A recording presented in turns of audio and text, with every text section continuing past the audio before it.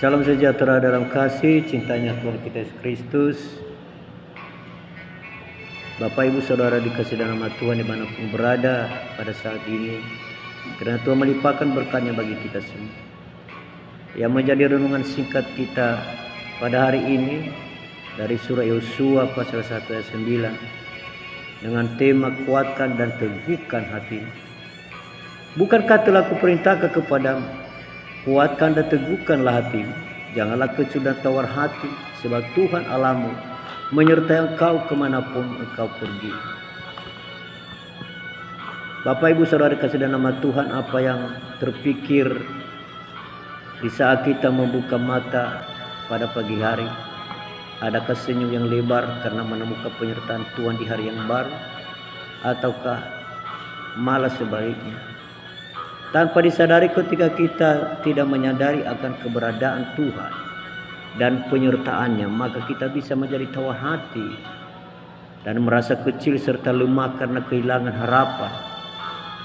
Itu sebabnya yang perlu kita lakukan adalah mengendalikan pikiran kita, jangan menerima beban yang tidak perlu, dan meningkatkan diri pada janji penyertaannya yang pasti.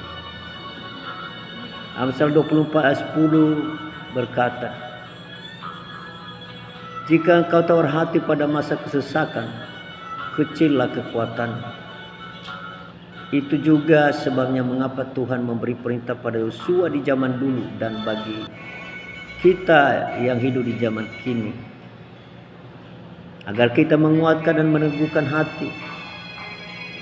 Ada Dia yang menyertai kemanapun kita melangkah dan tidak menjadi kecut dan tawar hati, agar tidak menjadi lemah dan kecil kekuatan kita. Dari 2 Korintus pasal 10 ayat 5 mengajarkan kita demikian.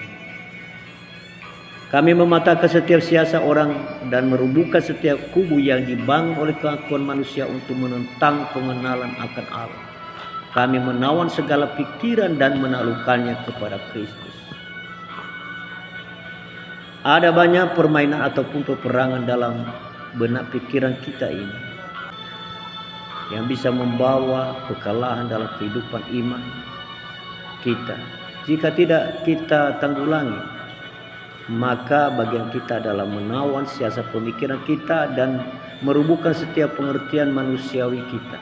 Karena itu hanya akan menentang pengenalan kita akan kehendak Allah dan juga akan menghalangi pekerjaan Tuhan di dalam hidup kita.